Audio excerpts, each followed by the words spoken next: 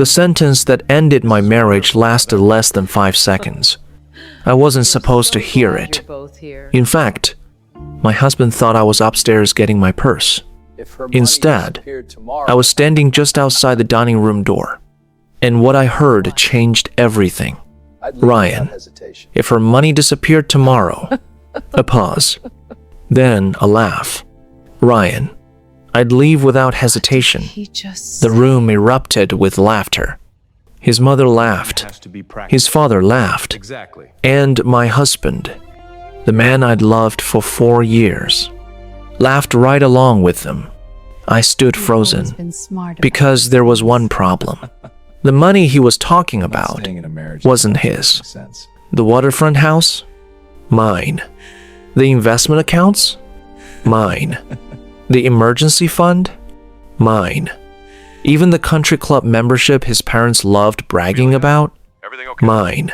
No. Ryan just didn't know it yet. What's happened? I quietly stepped outside, Freeze everything. walked to my car, and made one phone call. Every Amelia. Marcus. Every transfer. Marcus. Every access point. Everything okay? I looked back at the house, at the family that thought I needed them. Amelia. Freeze everything. Silence. Marcus. What happened? Amelia. I finally learned the truth. By sunrise the next morning, my husband would discover something that would change his life forever. And for the first time in 4 years, he would understand exactly whose money he had been spending. The strange thing about betrayal is that it rarely arrives without warning. The signs are usually there, small, subtle, easy to ignore. And looking back, I realized they had been there all along. The Saturday that changed my life started like any other. Warm sunshine spilled across Naples. Palm trees swayed gently outside my office windows. Tourists filled the waterfront. And I was busy closing one of the biggest contracts of my career. At 10:17 that morning, I sat at the head of a polished conference table overlooking Naples Bay. Across from me sat 3 new clients, the owners of a growing chain of luxury restaurants. For 6 months, my firm had been helping them restructure their finances. Now, they were signing a 3-year agreement worth more than $500,000. Client, we appreciate everything you've done for us, Amelia. Amelia, it's been a pleasure. The client smiled. Client, honestly. Client, I don't know how we would have gotten through this expansion without your team. I thanked him, not because I needed praise, because relationships mattered. Trust mattered. That's how businesses survived. And that's how I had built mine. One client at a time. One relationship at a time. Over 12 years, Carter Financial Solutions had grown from a spare bedroom startup into one of Southwest Florida's most respected accounting firms. I employed 14 people, managed millions in client assets, and quietly built a life most people never knew existed, including my husband. Ryan knew I owned a successful company. He just didn't know how successful. I never hid it. He simply never asked. And that should have told me something, because people who truly care about you want to understand your world. Ryan only cared about what my world could provide. I just hadn't realized it yet. By late afternoon, I was driving home. The Gulf of Mexico shimmered beneath the setting sun. Luxury yachts floated in the marina, and Naples looked like a postcard. Beautiful, peaceful, perfect. The kind of place people moved to when they thought they'd finally made it. When I arrived home, Ryan was already getting ready, standing in front of the bathroom mirror, adjusting his tie. Ryan, you almost ready? Amelia. Almost. Ryan. My parents are expecting us at 6. I smiled. Amelia. I know. Ryan. Good. He checked his reflection one more time. Ryan. My dad invited some friends over after dinner. Amelia. Oh? Ryan. Yeah, Ryan. They're pretty important people. I noticed the excitement in his voice, the eagerness, the need to impress. Ryan always became a different person around his parents. More ambitious, more competitive, more desperate for approval. And no matter how much success he achieved, it never seemed enough. Especially for Richard Carter. An hour later, we pulled into the circular driveway of his parents' waterfront mansion. The house sat directly on the water. 3 stories, private dock, floor-to-ceiling windows. The kind of home designed to make a statement. Richard answered the door himself. Richard, there you are. He shook Ryan's hand, firmly, proudly. Then he turned toward me. Richard, Amelia, a quick nod. Nothing more. The difference wasn't obvious, unless you were paying attention. I had spent 4 years paying attention. Inside, Diane greeted us with air kisses. Diane, you look lovely. She paused. Diane, that's a beautiful dress. Amelia, thank you. Diane, Ryan always had excellent taste. I smiled politely. But something about the comment lingered, because somehow, even my dress had become evidence of Ryan's judgment. Dinner began shortly after 6. The table overlooked the water. The sunset painted everything gold, and for a while, the conversation remained pleasant. Then Richard started discussing business, his favorite topic. Richard, Ryan tells me your division exceeded projections again. Ryan smiled immediately. Ryan, we had a strong quarter. Richard, that's my boy. The pride in his voice was unmistakable. For the next 20 minutes, the conversation revolved entirely around Ryan, his sales numbers, his bonuses, his future promotions. No one asked about my company. No one asked about my clients. No one asked about the contract I had closed that morning. Eventually, one of Richard's friends looked toward me, guessed, "And what do you do, Amelia?" Before I could answer, Richard did. Richard, accounting. The word landed like a dismissal. Richard, she's very organized. The table laughed politely, as if that explained everything. As if building a multi-million-dollar business required nothing more than organization. I smiled and changed the subject, because correcting him would only make everyone uncomfortable, and I was tired of making people comfortable at my own expense. A few minutes later, Richard raised his wine glass. Richard, one thing I've always respected about Ryan. The table grew quiet. Richard, he understands responsibility. Ryan nodded. Richard, a man should always know how to provide for his family. The comment hung in the air, and something strange happened. For the first time, I noticed Ryan didn't correct him, didn't mention my business, didn't mention my income, didn't mention that half the things Richard admired existed because of me. Instead, Ryan simply smiled and accepted the praise. That's when a small feeling settled into my chest. Not anger, not yet, just discomfort. The kind that appears right before a storm. An hour later, I stood from the table. Amelia, I'm going to grab my purse. Diane, take your time, dear. I smiled politely and walked toward the hallway, completely unaware that less than 60 seconds later, I would overhear a conversation that would destroy my marriage forever. End of section 1. Coming up in section 2, Amelia overhears the conversation. Ryan says the words that change everything. And one phone call quietly sets his world on fire. Amelia walked away from the dining room with a polite smile still fixed on her face. No one noticed the strain behind it. No one noticed how exhausted she felt. And no one, especially Ryan, seemed to care. The moment she stepped into the hallway, the sound of laughter behind her continued uninterrupted. The conversation simply moved on without her, as if she had never been there, as if she didn't matter. The marble hallway stretched ahead of her beneath soft golden lighting. Family portraits lined the walls. Expensive artwork decorated every corner. Everything around her reflected wealth, success, status. The Carter family has spent decades building an image that everyone admired. Perfect family, perfect life, perfect future. At least, that was what they wanted the world to believe. Amelia slowed her steps. Something felt wrong. She couldn't explain it. Maybe it was the way Richard had praised Ryan all evening. Maybe it was the way Diane had ignored every achievement Amelia mentioned. Or maybe it was simply years of small moments finally becoming impossible to ignore. She paused beside a marble archway. Behind her, laughter erupted again from the dining room. Then she heard her name.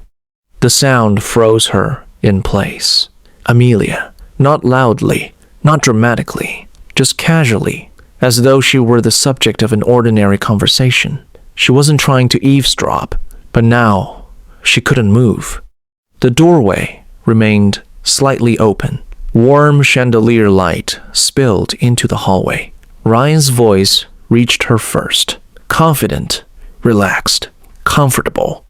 The voice of a man who believed he had complete control. I swear, she's still convinced this marriage is about love. The room erupted with laughter. Amelia blinked. Her heart skipped. For a moment, she wondered if she had misunderstood. Maybe she had heard wrong. Maybe she was imagining things. Then Ryan continued. Honestly, if Grandpa hadn't tied the trust requirements to marriage, I never would have gone through with it. More laughter. A wine glass clinked against another. Richard Carter chuckled. Well, you certainly played the part well. Ryan laughed. Best investment I ever made. Amelia felt the blood drain from her face. Investment. The word echoed inside her mind. Investment. Not marriage. Not partnership. Not family.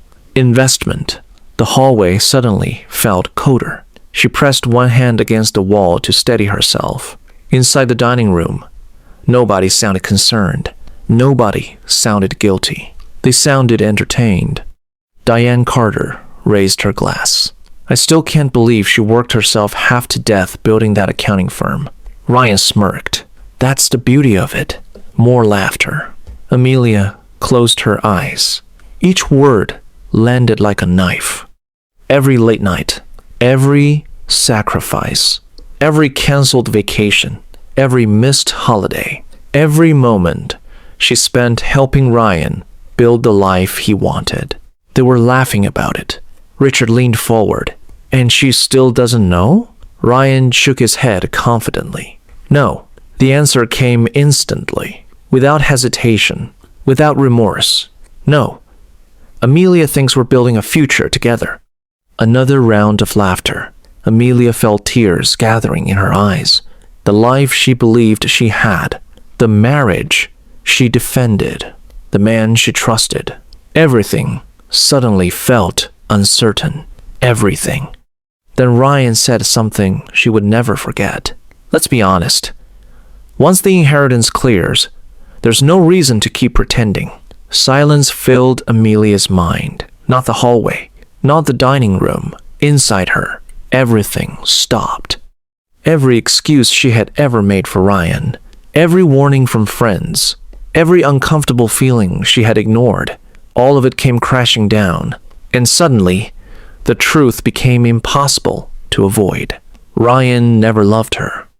Not the way she loved him. Maybe not at all. The tears finally escaped. One rolled down her cheek. Then another. But something unexpected happened. The heartbreak lasted only a few seconds. Because beneath it, something else emerged. Anger. Not loud anger. Not explosive anger. The dangerous kind. The quiet kind. The kind that changes lives. Amelia slowly wiped her face. She listened as the conversation continued. But now she wasn't listening as a wife. She was listening as a woman gathering information. Every word mattered. Every detail mattered. Every lie mattered. Inside the dining room, Ryan laughed again, completely unaware, completely confident, completely certain that Amelia Carter would never discover the truth. That assumption would become the biggest mistake of his life. Amelia straightened her posture. The heartbreak remained, but something stronger had appeared beside it. Determination. She looked back toward the dining room one final time. Then she turned away. The woman walking down that hallway was not the same woman who had entered the mansion, and before the night was over, everything was going to change. I didn't go home that night. Not because I was angry, because I needed distance. Distance from the lies. Distance from the humiliation. Distance from the men. I suddenly realized I didn't know at all. Marcus owned a small condominium overlooking the marina. Nothing extravagant. Nothing flashy. Just quiet. And that was exactly what I needed. By 10:30 that night, I was sitting alone on his balcony, a cup of coffee cooling beside me, the lights of Naples reflecting across the dark water. My phone buzzed. Ryan. Call number 1. I ignored it. A few minutes later, another call. Then another. And another. By midnight, he had called 11 times. Not because he missed me. Because he had noticed I was gone. There is a difference. A very important difference. Meanwhile, Marcus sat across from me, reviewing account records on his laptop. Marcus. Amelia. Marcus. Can I ask you something? Amelia. Sure. Marcus. Did Ryan ever know how everything was structured? I laughed. Not because it was funny, because the answer suddenly seemed ridiculous. Amelia. No. Marcus. Not even the holding company? Amelia. No. Marcus. The trust? Amelia. No. Marcus. The property agreements? Amelia. No.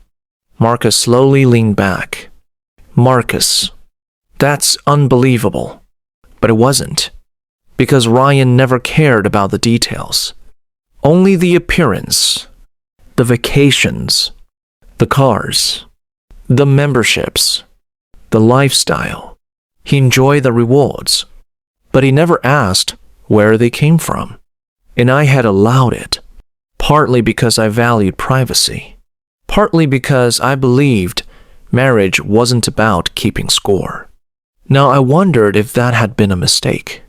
Marcus opened another file. Marcus. Let's review everything. So we did. And for the first time in years, I looked at my own life objectively. The waterfront home, owned through a real estate holding company, created 3 years before I met Ryan. The investment portfolio, built gradually over 12 years. The retirement accounts. The business accounts. The commercial office building that housed Carter Financial Solutions. The emergency reserves. The trust. Everything. Piece by piece. Document by document. A lifetime of work. A lifetime of sacrifices. And Ryan had contributed to almost none of it. Not because he couldn't, because he never had to. The realization hurt more than I expected. Not financially, emotionally. Because, for years, I believed we were building something together. Now, I could see the truth. I had built the foundation. Ryan had simply moved in. Around 1 o'clock in the morning, my phone buzzed again. Call number 17. Then a text message. Ryan, text. Where are you? Another message. Ryan, text. This isn't funny. Then another. Ryan, text. My parents are asking questions. I stared at the screen, and for the first time all night, I smiled. Not because he was worried, because he was inconvenienced. Even now, he still didn't understand what had happened. He thought this was an argument, a disagreement, a misunderstanding. He had no idea his entire life was standing on the edge of a cliff. Marcus. You know what's interesting? Amelia. What? Marcus turned his laptop toward me. Marcus. Look at this. I leaned forward, confused. Then I saw it. A series of authorization forms, signed years earlier. Forms Ryan had never read. Forms that determined who could access what, and what would happen if access was revoked. Marcus. If you decide to proceed. Marcus. His world changes very quickly. The room fell silent. Outside, the marina lights reflected across the water. Inside, the future sat quietly on a laptop screen, waiting. For the first time since leaving the mansion, I wasn't thinking about revenge. I wasn't thinking about punishment. I wasn't even thinking about Ryan. I was thinking about something much more important. Respect. And once respect disappears from a marriage, everything else usually follows. At 2:13 in the morning, my phone buzzed again. Call number 20. I looked at the screen, then turned the phone face down, because some conversations happened too late, and Ryan Carter was about to learn that lesson the hard way. Ryan Carter woke up Monday morning believing everything would go back to normal. That was his first mistake. His second mistake was assuming he understood how his life worked. At 7:12 a.m. sunlight spilled across the waterfront mansion's guest bedroom. Ryan opened his eyes, disoriented.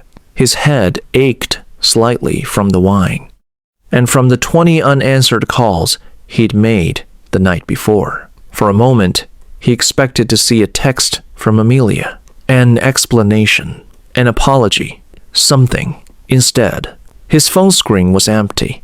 No calls, no texts, nothing. Ryan, what the hell? He sat up, frustration creeping into his voice.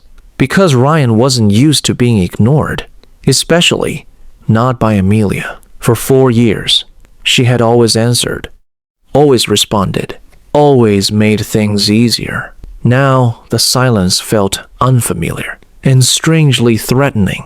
Downstairs, Richard and Diane were already having breakfast on the waterfront terrace.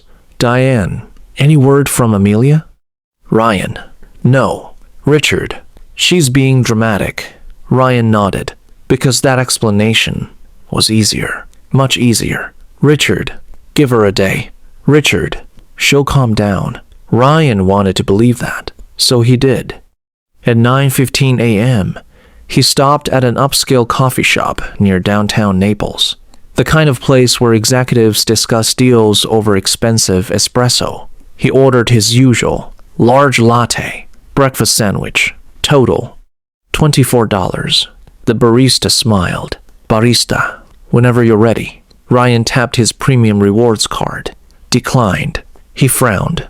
Ryan, try it again. The barista did. Declined. A few customers glanced over. Ryan forced a smile. Ryan, sorry. He pulled out another card. Declined. His smile vanished. Ryan, that's impossible. Barista, I'm sorry, sir. Barista.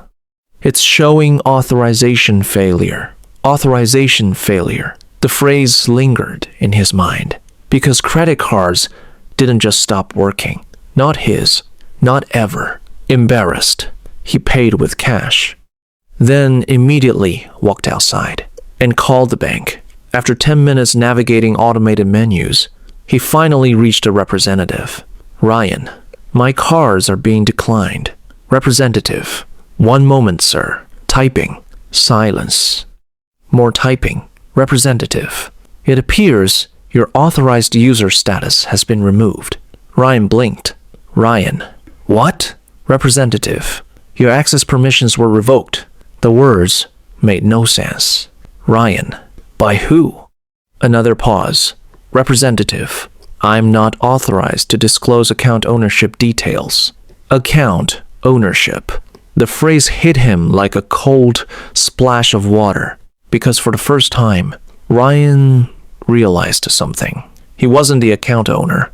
He never had been. The realization irritated him, but not enough to concern him. Not yet, because Ryan still believed this was temporary.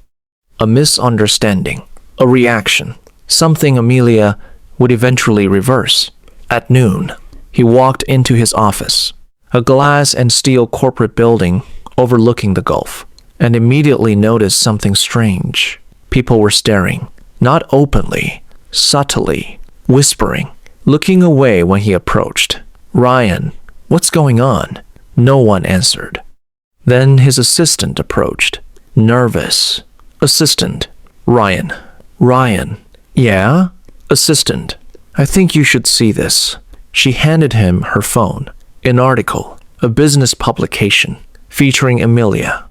A photograph accompanied the story. Elegant, professional, powerful. The headline read, Headline, Local entrepreneur Amelia Carter expands regional financial holdings.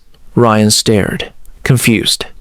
Then he started reading, and with every sentence, his confusion grew, because the article described a woman he apparently didn't know. Commercial properties, investment holdings, private trust structures, business acquisitions, numbers, large numbers, much larger than he expected. Ryan, what is this? His assistant looked confused. Assistant, your wife.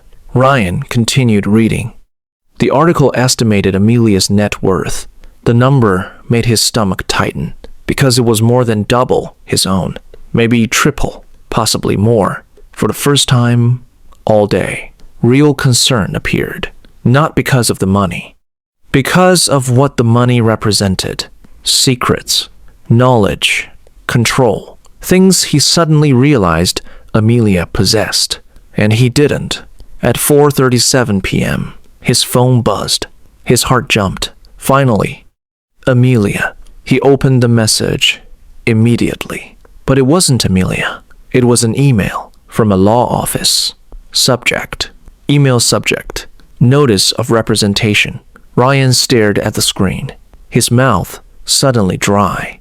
The first real crack had appeared, and deep down, for the first time since Saturday night, he felt something he hadn't felt before. Fear.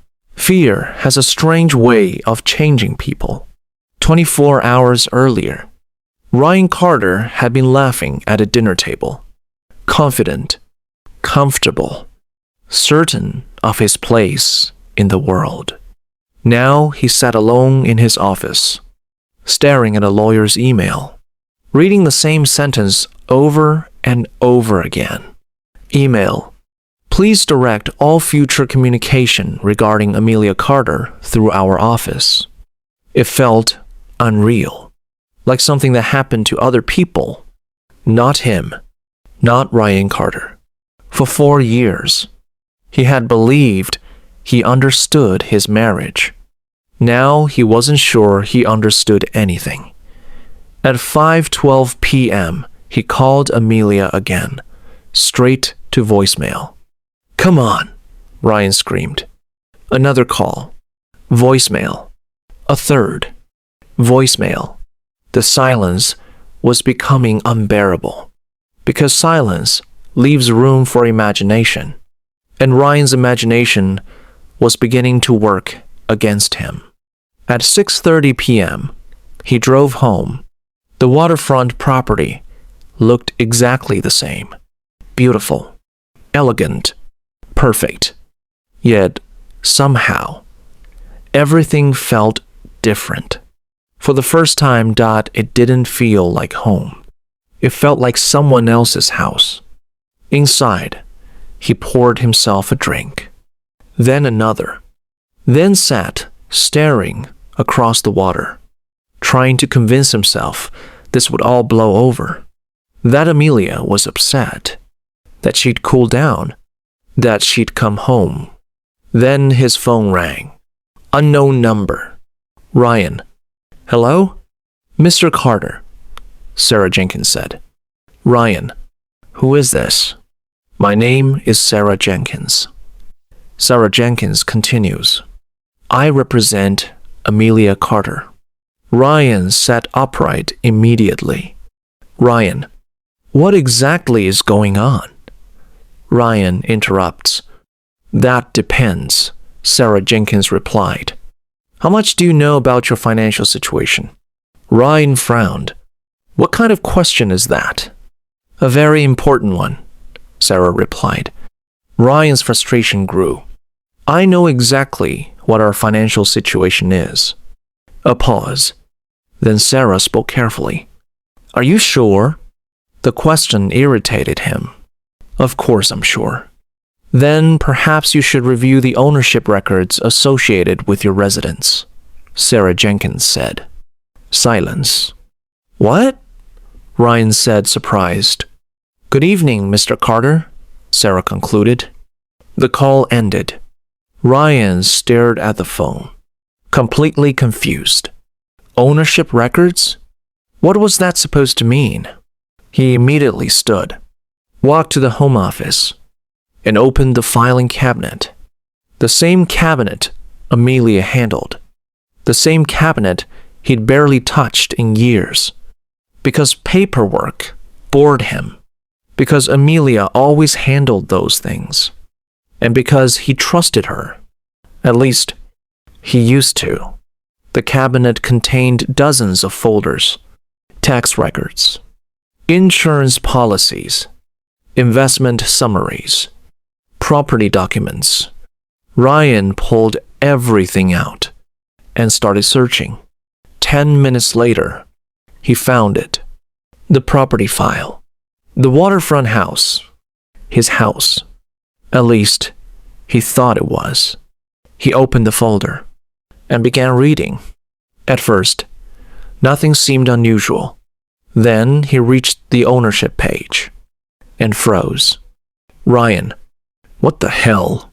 His eyes moved across the document again. Then a third time, trying to make sense of what he was seeing, because his name wasn't there. Not once. The property wasn't owned by Ryan Carter. It wasn't even owned by Amelia Carter. It was owned by something called Document, Carter Holdings Group, LLC. Ryan frowned, confused. He kept reading. Then his stomach dropped, because listed beneath the company information was a single managing member. Document, Amelia Denise Carter. Ryan sat down slowly, his pulse quickening. The room suddenly felt smaller, hotter, harder to breathe in, because, for the first time, he realized something terrifying. The house wasn't jointly owned. The house wasn't marital property.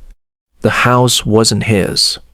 The house belonged to Amelia, and it always had. He continued searching, desperate now. The investment account documents, the trust records, the business filings, everything led back to the same place. Amelia, Amelia, Amelia, Amelia.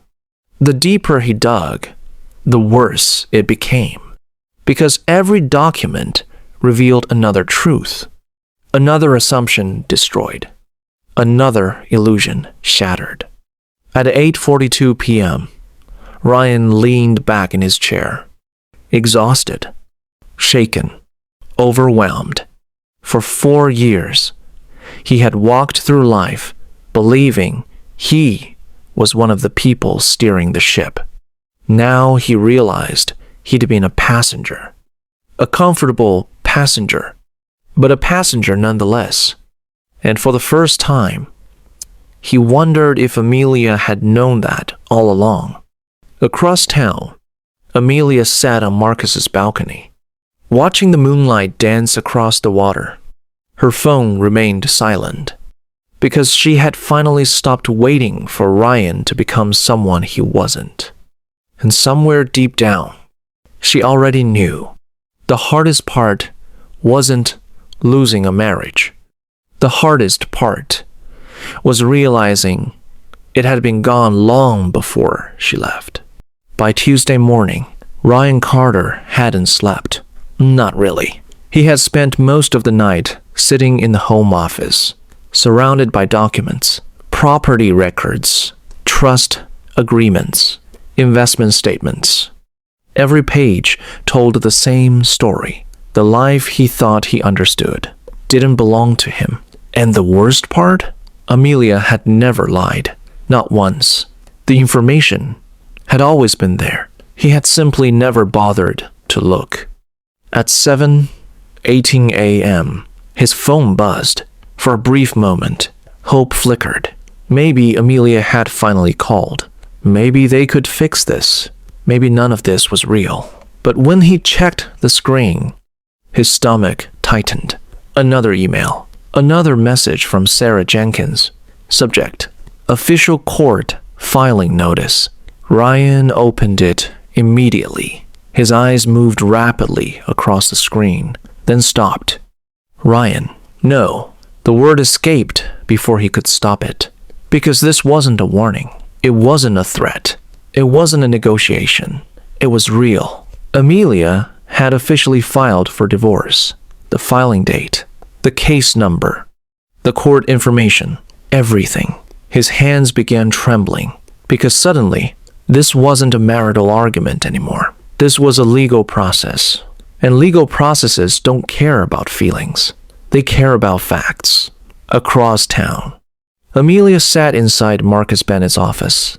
Unlike Ryan, she looked calm, not because she wasn't hurting, because she was done being surprised. Marcus slid a folder across the desk. Marcus, everything's complete. Amelia nodded. Amelia, how bad is it? Marcus leaned back. Marcus, that depends. Amelia, on what? Marcus, on how much Ryan actually believed belonged to him. Silence. Because they both knew the answer. Far too much. Marcus opened another file. Marcus, look at this. Amelia studied the document, then sighed, because she already knew what she was seeing. The country club membership. Ryan loved that membership. Golf weekends, business dinners, networking events, status, image. The membership was attached to one account, one company, one owner, Amelia. Marcus. The club has already updated ownership information. Amelia. How long? Marcus. Probably 48 hours. Amelia nodded. No celebration. No satisfaction. Just acceptance. Meanwhile, Ryan was having a very different morning. At 10:42 a.m., he drove directly to the country club because routine felt comforting, normal felt safe, and Ryan desperately needed both. The gate attendant smiled politely, then frowned. Attendant, 1 moment, sir. Ryan stopped, confused. The attendant checked his computer, then checked it again. Attendant, I'm sorry. Ryan, for what? Attendant, your access credentials appear inactive. Ryan laughed. A nervous laugh. Ryan, what? Attendant, there may be an ownership update in process. Ownership, that word again. Ownership. It was everywhere now. Every conversation, every document, every problem. Ryan gripped the steering wheel tighter. Ryan, call management. The attendant nodded. Several uncomfortable minutes passed. Then the answer came back. Attendant. I'm sorry, Mr. Carter. Attendant. The membership belongs to Carter Financial Holdings. Ryan froze. Attendant. Your access privileges have been suspended pending ownership review. For a moment, he couldn't speak because he finally understood. This wasn't random. This wasn't temporary. This wasn't a misunderstanding. Amelia wasn't reacting emotionally. She was reorganizing reality. And every hour, another piece of his comfortable life disappeared. That afternoon, he called his father. Ryan, Dad, Richard. What happened? Ryan, the divorce is real. Silence. Richard, what do you mean real? Ryan, I mean real. Ryan, lawyers. Ryan, court filings. Ryan, property documents. Richard said nothing. For the first time in years, the older man didn't have advice, because neither of them understood what was happening yet, but they would, very soon. And when the full truth emerged, it would shake the entire Carter family. CTA. Narrator. Before we continue, have you ever discovered something about someone you loved that completely changed how you saw them? If so, let us know in the comments below. And if you're enjoying this story, don't forget to like, subscribe, and turn on notifications so you never miss another unforgettable Neurotales story. Now let's continue. By Wednesday morning, the Carter family had stopped asking whether Amelia was serious. Now they were asking something else. How much did she actually own? It was a question Richard Carter never expected to ask. Because for 4 years, he had assumed he already knew the answer. He thought Amelia owned a small accounting firm, a respectable business, comfortable, stable, nothing more.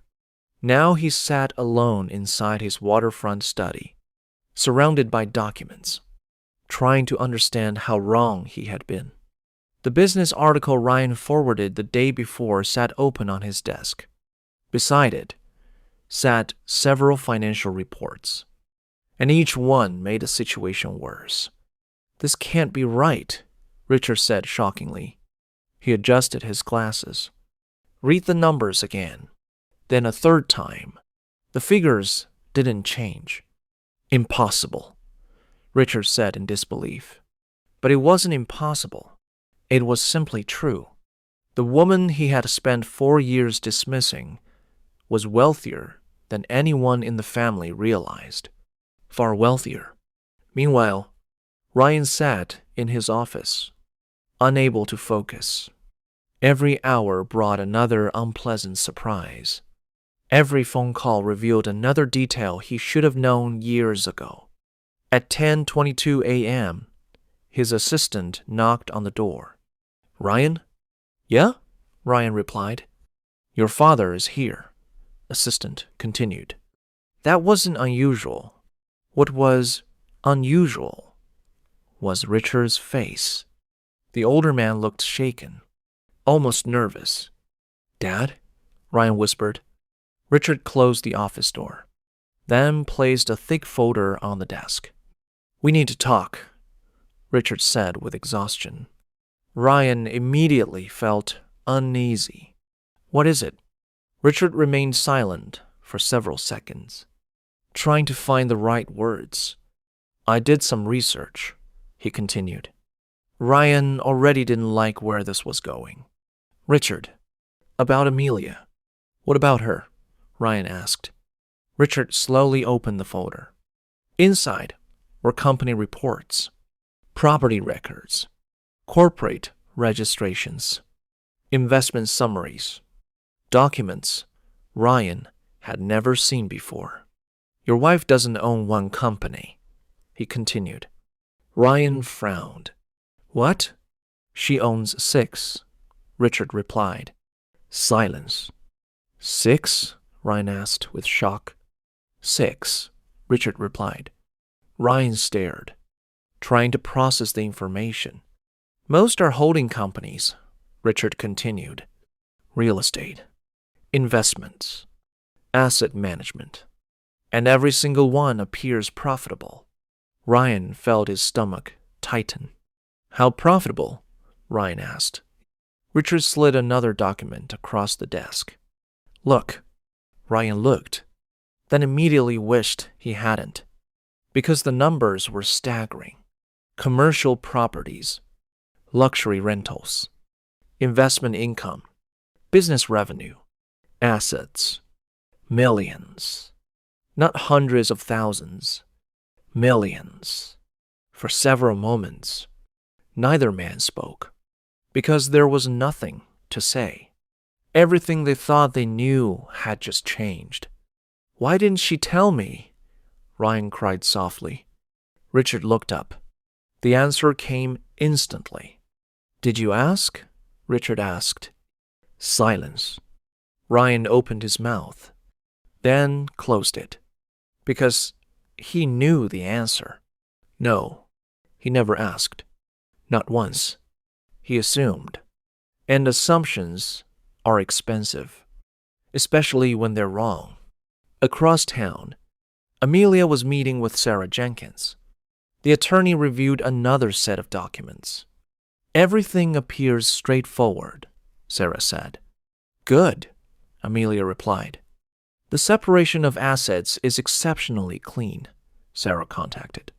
Because Amelia had built most of her holdings before marriage, years before marriage, every signature, every purchase, every investment, documented, verified, protected. Frankly, Sarah said, I don't see many cases this organized, she continued. Amelia smiled slightly. I've spent my entire career organizing financial records, Amelia replied. Sarah laughed. Fair point. For the first time in days, the conversation felt normal, professional, predictable, safe. Unlike her marriage, back at Ryan's office, the reality continued sinking in. The house, the memberships, the investments, the lifestyle. So much of it had come from Amelia, and somehow he had never noticed. Not because she hid it, because he didn't care enough to learn. And now, that ignorance was becoming impossible to ignore. Late that afternoon, Richard finally stood to leave, but before reaching the door, he stopped. Ryan. What? Ryan said softly. Richard hesitated. I think we made a mistake. Ryan frowned. What kind of mistake? The older man lowered his eyes. For perhaps the first time in years, we underestimated her.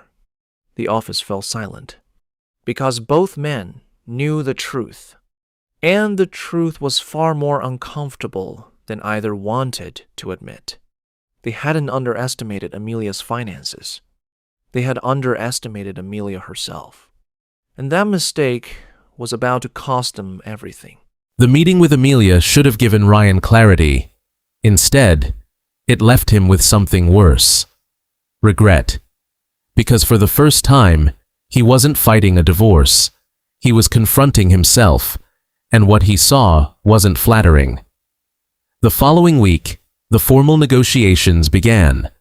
Lawyers, financial disclosures, asset reports, official valuations, thousands of pages of documents, every number, every account, every signature, placed under a microscope. Ryan arrived at Sarah Jenkins' office on a rainy Thursday morning. For the first time in years, he felt completely out of place, not because of the attorneys, not because of the paperwork, because he no longer knew where he stood. Across the conference table, Amelia sat quietly reviewing documents. Professional, calm, focused. The woman he should have appreciated years ago. Sarah Jenkins opened the meeting. Let's begin with asset disclosures. Ryan's attorney nodded. Several thick folders were distributed around the room. Ryan barely glanced at his, until Sarah began speaking. The valuation reports are complete. Ryan looked up. Carter Financial Solutions. Sarah continued. Current valuation, $8.7 million. Silence. Ryan stared, Surely he heard that wrong. What? Ryan asked. Sarah glanced down at the report. 8.7 million. Sarah replied. The room suddenly felt very small, because even after everything, Ryan still hadn't understood. Not completely. Not until now. The company he had casually referred to as Amelia's accounting business was worth more than he had imagined. Far more. Sarah continued, Carter Holdings Group. Sarah, combined property portfolio valuation, $12.4 million. Another silence. Ryan's attorney looked surprised.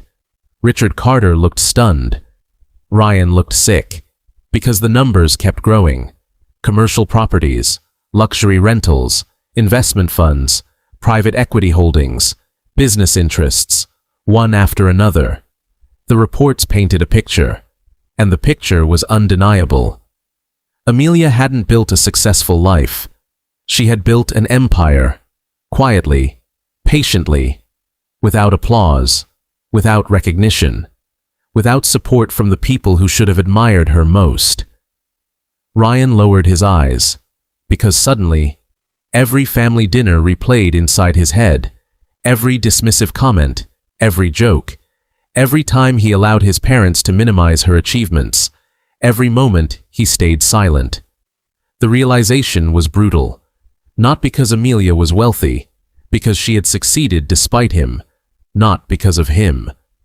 Across the table, Amelia remained composed, as if the numbers didn't matter. And perhaps they didn't, because this was never about money. Money simply exposed the truth, a truth Ryan could no longer avoid. Later that afternoon, the negotiations paused. Attorneys left the room. Documents were gathered, coffee cups abandoned. For the first time all day, Ryan and Amelia were alone. The silence stretched between them, heavy, uncomfortable. Finally, Ryan spoke. I never knew. Amelia looked at him. I know. You should have told me. Ryan continued for a moment. Amelia almost laughed, not because it was funny, because it was tragic. Ryan, you never asked. The words landed harder than any accusation, because they were true, painfully true. Ryan thought back over 4 years of marriage, business dinners, vacations, holidays, thousands of conversations. Yet, somehow, he had never asked how her companies worked, never asked what she was building, never asked what mattered to her. He knew the names of her clients, but not her dreams. He knew where she worked, but not what she wanted. And that realization hurt, because for the first time, he understood what neglect actually looked like. It didn't always involve cruelty. Sometimes, it looked like indifference. Amelia stood, gathering her documents, preparing to leave. Ryan watched her, knowing this was probably the last meaningful conversation they would ever have. Ryan, was there ever a chance? Amelia paused. The question deserved honesty. Amelia, there was. Ryan's heart tightened. Ryan, when? Amelia, for years. Silence. Amelia, but chances don't last forever. Ryan lowered his head, because deep down, he knew she was right. The opportunity hadn't disappeared overnight. It had disappeared one ignored moment at a time, one assumption at a time, one act of disrespect at a time. And now, there was nothing left to save. As Amelia walked toward the door, Ryan realized something important. The greatest loss wasn't the house, the investments, the lifestyle, or even the marriage. The greatest loss was the woman who believed in him long before he deserved it. And now she was gone. 3 months later, the divorce was finalized. No dramatic courtroom battle. No public confrontation. No last-minute reconciliation. Just signatures, paperwork, and the quiet ending of a marriage that had been broken long before either of them admitted it. The final hearing lasted less than 30 minutes.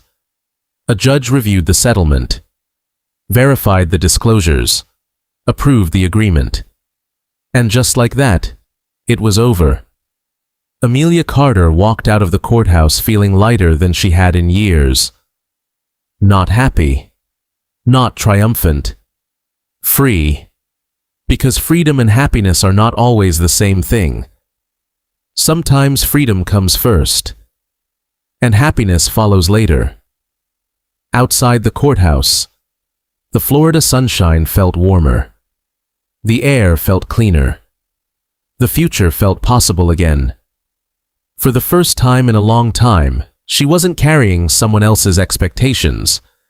She wasn't managing someone else's insecurities. She wasn't shrinking herself to make other people comfortable. She was simply herself, and that was enough. Meanwhile, Ryan Carter's life looked very different. The waterfront house was gone. The country club membership was gone. The illusion of control was gone. For years, he had measured success by what he could access. Now he was being forced to discover who he was without those things. The lesson wasn't easy. Most important lessons aren't. Richard Carter struggled too, because pride has consequences. The older man spent months replaying conversations in his head. Family dinners, casual comments, dismissive jokes, moments that seemed harmless at the time, moments that now felt embarrassing, because hindsight has a way of exposing arrogance.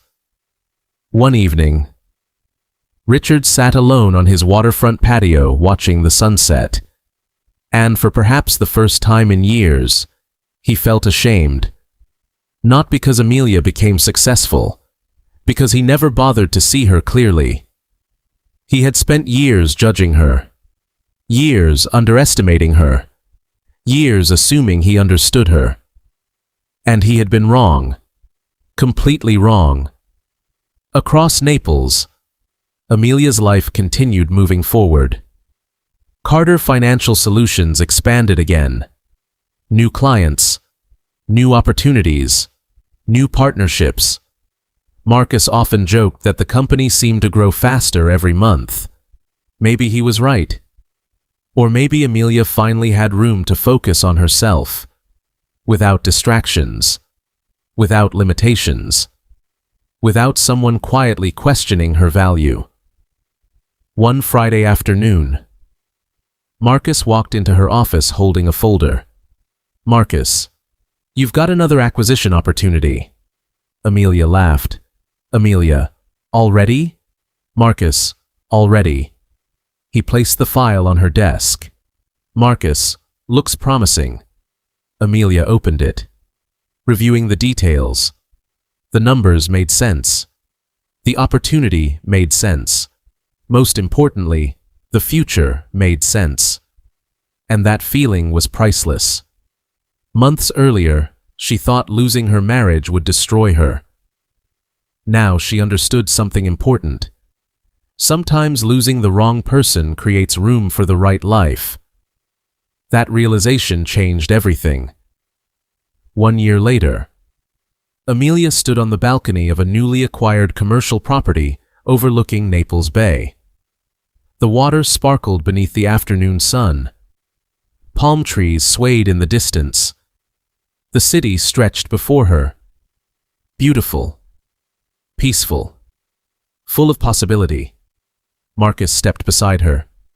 "Marcus, any regrets?" Amelia smiled.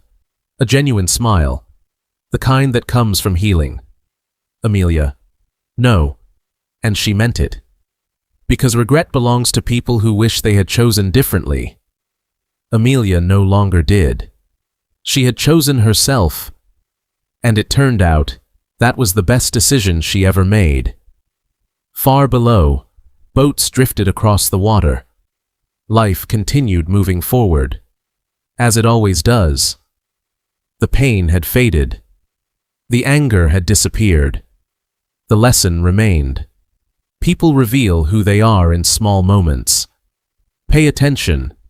Not when life is easy. Not when everything is going well. But when respect is tested. Because respect is the foundation of every meaningful relationship. And once it's gone, everything built upon it eventually collapses. Ryan learned that lesson too late. Amelia learned it just in time.